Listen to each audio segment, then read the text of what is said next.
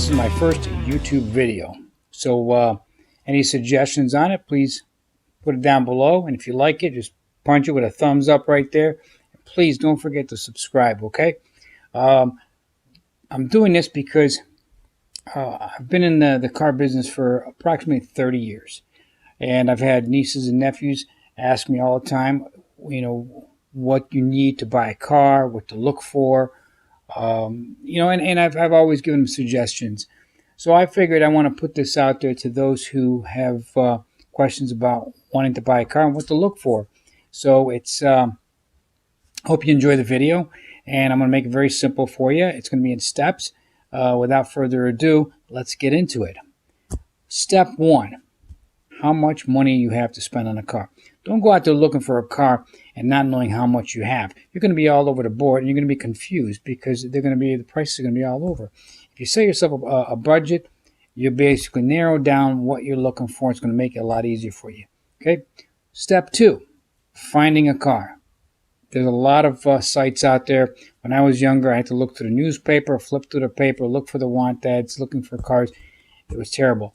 Now, you've got a lot of websites out there.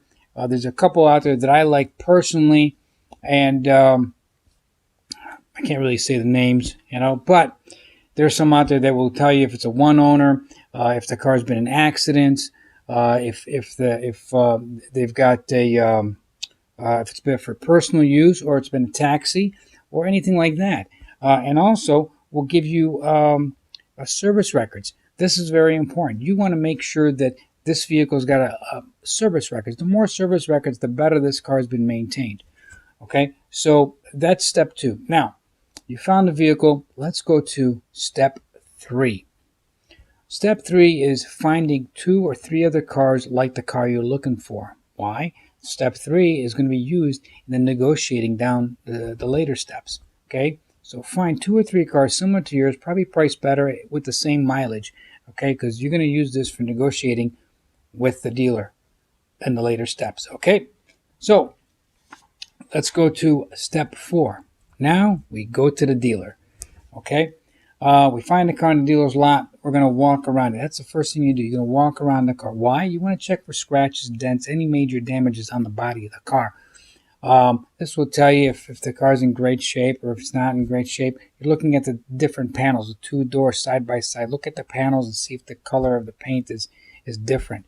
That'll tell you if the car has been painted or anything like that, if it's been in an accident, other than looking at online a Carfax report of the vehicle. Okay, so you've done a walk around, you've checked the body, everything looks good. Now you're going to check the tires. Make sure all the tires have got good tread on them. All right, you don't want slicks, obviously.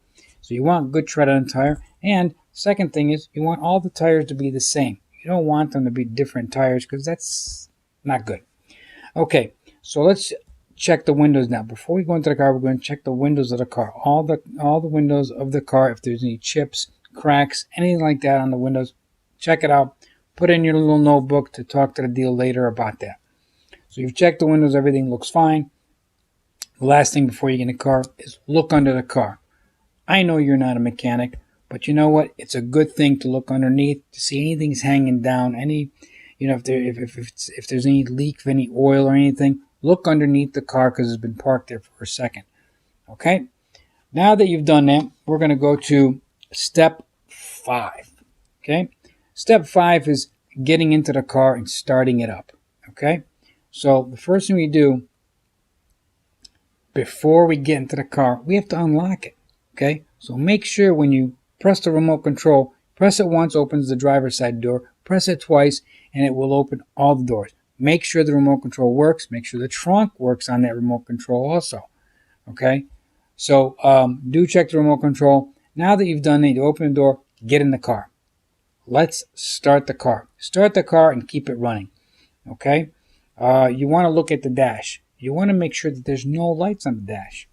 If there's a light on the dash, like a check engine light, ABS, something like that, you want to talk to the dealer about that. That should have been fixed before you got into the car. That's my only concern. Okay? Some states, the car's got to be inspected before it's sold. Some states, they can inspect it after it's sold. I like to make sure the car is in good condition before, I get the car. So make sure there's no check engine lights on. Okay, now turn to the radio, turn it on, make sure the radio comes on. Great. Turn it back off. Good.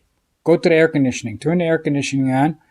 I don't care if it's winter or summer or whatever. Turn the air conditioning on. Make sure it's blowing cold air. Check the levels of the fan. Low, medium, high. Make sure all the levels are working on the fan there. Once you've checked the AC, turn to the heat. Check the heat also. Okay, make sure the heat's blowing on all the levels also. Okay, once you have done that, look at the driver's side door. Make sure the window switches work. Every window works. Check all the windows. You never know. They may not work. They might work, but check them.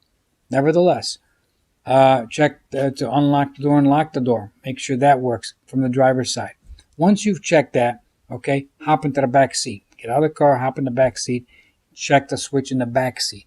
Check all the switches in the vehicle, okay, from each door and even the passenger side. Make sure they all work. It's happened before. I've seen it where the switches in the back don't work. The person's bought the car, they take it home, and the switches in the back don't work. The dealer wants nothing to do with you. So make sure you check all the switches, okay? If the car's got a sunroof, check the sunroof. Make sure it slides back and forth, closes, seals up, everything is good.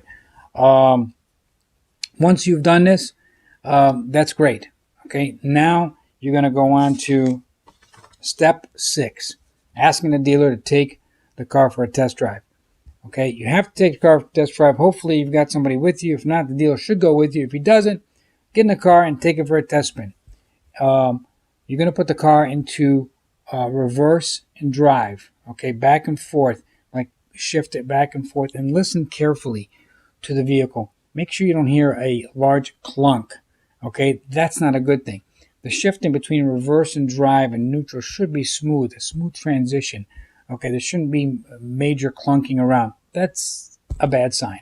Okay, once you've done that and you feel the transmission's okay, put it in reverse, back up, press the brakes. Okay, you're going to feel the brakes. The brakes should catch pretty quickly. They shouldn't have to go all the way down. When you put your foot on the brake, it shouldn't go all the way down to the floor. Okay, it should catch pretty quickly, feel pretty good, and it shouldn't have any squeaking sounds. If the car's been sitting, it might squeak a little bit. Once you start driving, it should go away. If the brakes are squeaking, then they need to be changed. And as you're test driving, make sure that the car isn't pulling to the right or left. And by the way, turn the radio off. Keep it off when you're test driving. You want to listen for the car, listen for any major problems or issues. I know you're not a mechanic, but you can tell if something doesn't sound right. Okay? Once you've tested the car out, bring it back and tell the dealer, step 7, you want to take it for an inspection. Okay? If the dealer says that he's checked out the car and everything's fine, no. You want to take it to your mechanic. You want to get it checked out. So be sure to find a mechanic. You're asking, well, how do I find a mechanic? Google. Find me a garage near me. Go to Google. Google can find you a garage near you. Yes, it's going to cost you something to inspect the vehicle, but if it's a vehicle that you're going to purchase and buy, you're going to spend the money a little bit, at least, anywhere between $50 to $100 to inspect the vehicles, somewhere around there, give or take $10, $20.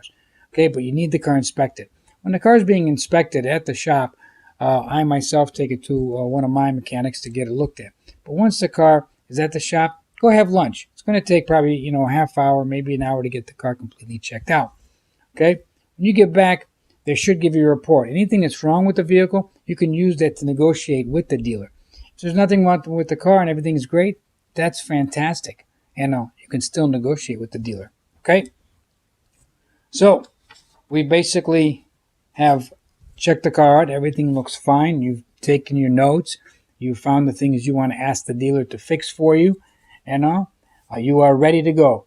Step 8 is negotiating with the dealer. Now, remember step 3? I told you find 2 or 3 cars.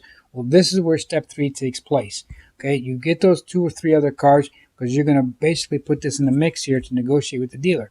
Telling the dealer that there's 2 or 3 other cars that are very similar to this car, but the price is much better than what he has. This is where you're able to negotiate with the dealer, and he should be able to give you a better price or at least match the price that these other cars are at. Okay, so guys, thank you for watching this video. If you like it, subscribe, give me a thumbs up. And once again, keep driving, okay? Take care.